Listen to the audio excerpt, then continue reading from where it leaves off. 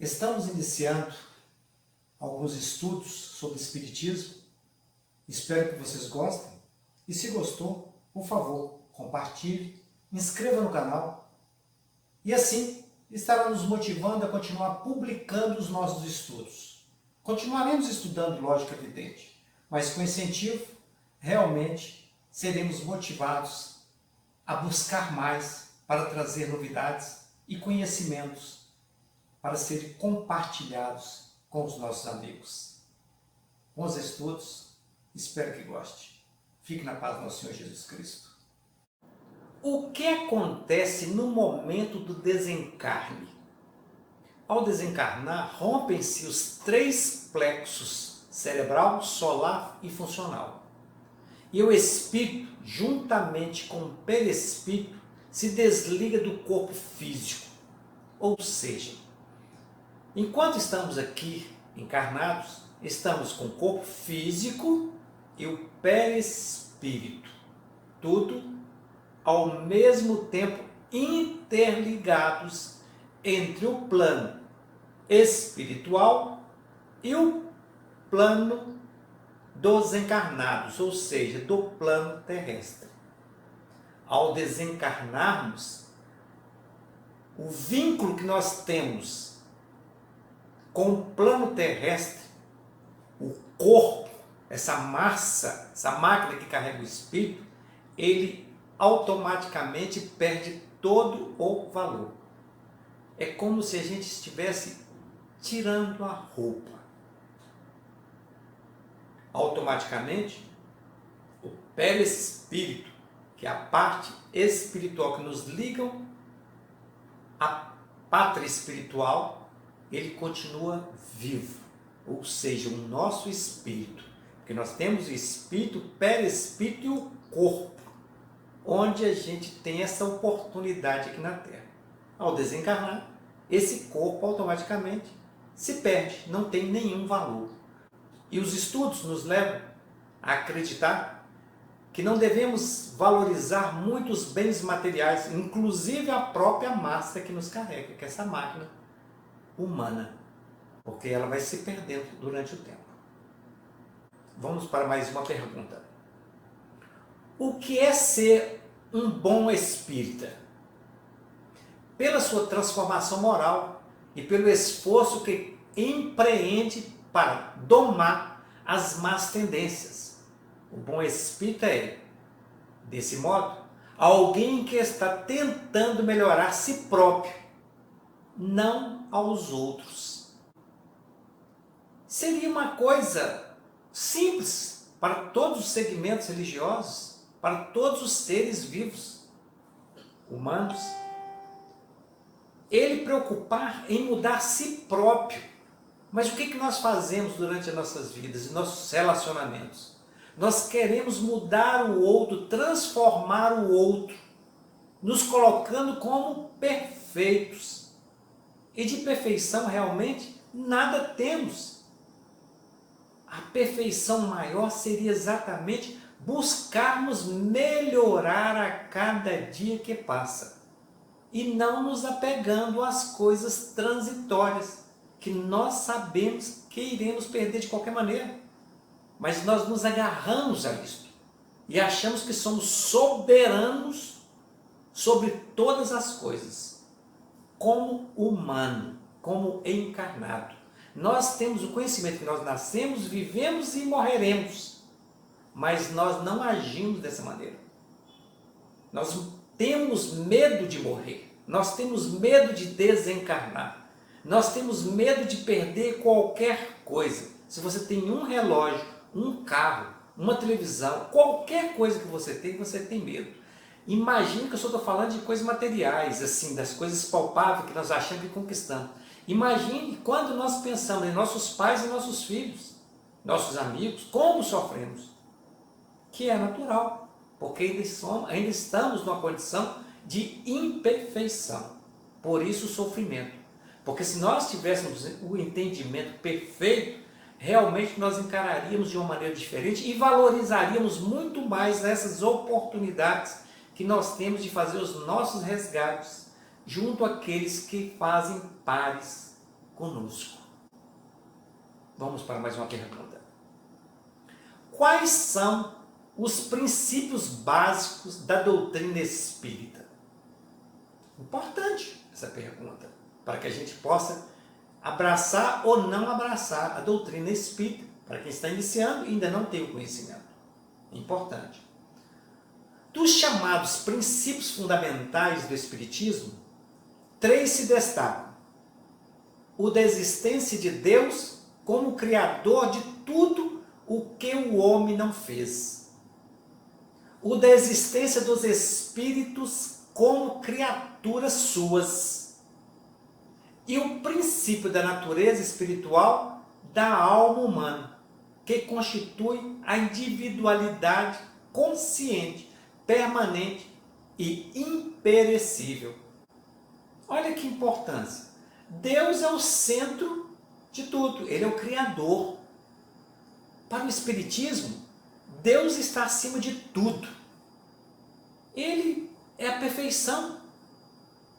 Se nós existimos, é porque existe um Deus, existe um Criador. E nós, espíritas, acreditamos e não abrimos mão desse Deus, dessa perfeição, desse grande Pai, desse grande protetor de bondade e que nos protege o tempo todo e que realmente demonstra o amor que Ele tem por nós. É o amor do Criador para a criatura. Será que foi claro? Com o tempo nós vamos entender, mas é necessário aprofundar e deixar realmente a fé adentrar os nossos corações e ter a comprovação científica de tudo aquilo que existe sobre o planeta, para que possamos acreditar realmente que Deus, Ele é soberano. Se não acreditarmos, se não tivermos fé e buscarmos realmente conhecimento, nós sempre teremos dúvida. Então é importante a busca desse conhecimento. A próxima pergunta. O que uma pessoa espírita pode fazer? O principal objetivo é atender os espíritos desencarnados ou não, que estejam em sofrimento ou incorrendo em atitudes erradas e, com isso, ajudar os médiuns encarnados a educar suas faculdades mediúnicas e a se aprimorarem moralmente através dos exemplos. É interessante que a gente fixe bastante na pergunta para entender essa resposta, para que a gente não se perca no meio do caminho. Olha aqui, repetindo. O principal objetivo é atender os espíritos desencarnados ou não. Não importa a condição que ele esteja, desencarnado ou encarnado. Esse é o papel da pessoa espírita. Ele tem que entender isso, que ele tem que ser um exemplo. Ele tem que ser realmente, em seus gestos e atitudes, demonstrar que ele é uma pessoa que está buscando a perfeição no comportamento moral. Que não adianta falar que é espírita ou que pratica qualquer tipo de religião se ele não for exemplo em um comportamento realmente digno de respeito. Então é necessário que a gente faça o tempo todo as nossas reformas íntimas, ou seja, a nossa reforma íntima. Só assim que a gente consegue fazer a grande caminhada. Senão a gente se perde só nos interesses pessoais. Aí nós começamos a defender as coisas dependendo do nosso interesse. O que são os espíritas? Seus seguidores consideram o espiritismo uma doutrina voltada para o aperfeiçoamento moral do homem e acreditam na existência de um Deus único, na possibilidade de comunicação útil com os espíritos através de médiuns e na reencarnação como processo de crescimento espiritual e justiça divina. Ele acredita no Deus único, ele faz dos seus exemplos a razão principal da sua existência. Ele sabe qual que é o objetivo que ele tem aqui na Terra. Então ele não se ilude. Lógico, evidente, cada um no seu tempo. Não quer dizer que eu estou falando com você aqui, que eu não tenha dúvida, que eu não tenha angústia. Até que eu consiga realmente atingir um objetivo maior de entendimento, ainda terei sofrimentos. Por isso que é necessário a busca constante do estudo e do aperfeiçoamento moral através do conhecimento intelectual. Sem termos o conhecimento, como que nós vamos evoluir? Fica difícil, não fica fácil.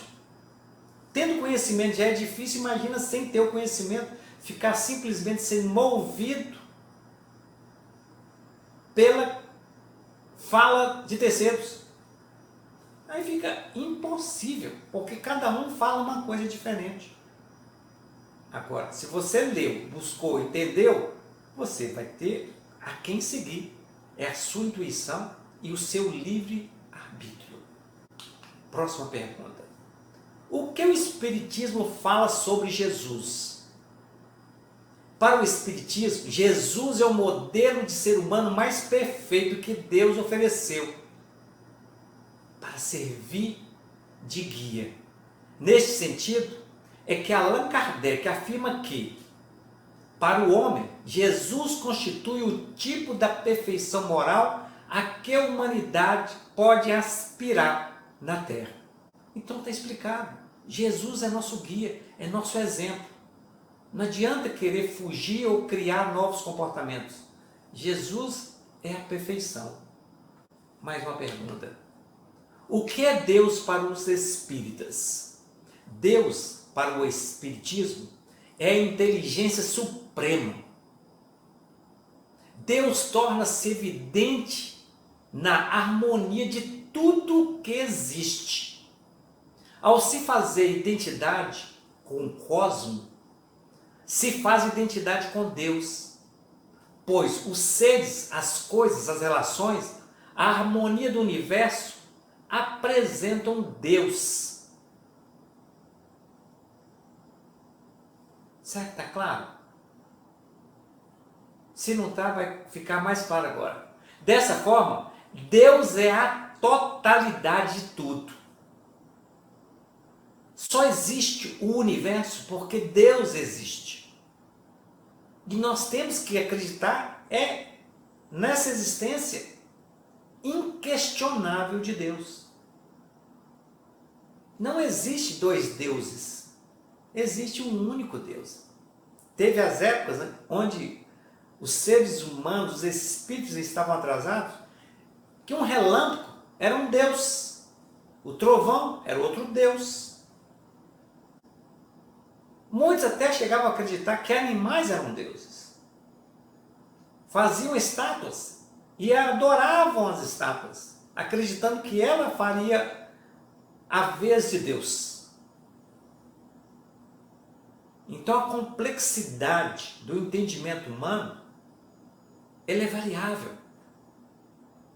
Mas depois que você tem conhecimento, você percebe que tudo isso são obras de Deus e pela imperfeição do ser humano, ele chegou a acreditar em coisas que realmente é inacreditável. Continuaremos no próximo vídeo ao estudo sobre o Espiritismo. Que Deus nos abençoe e que possamos ter o entendimento de uma forma mais fácil, mais clara, e que possamos viver a harmonia entre nós, encarnados, e a pátria espiritual, onde encontraremos os nossos entes queridos e o Criador do Universo, Deus. Fique em paz.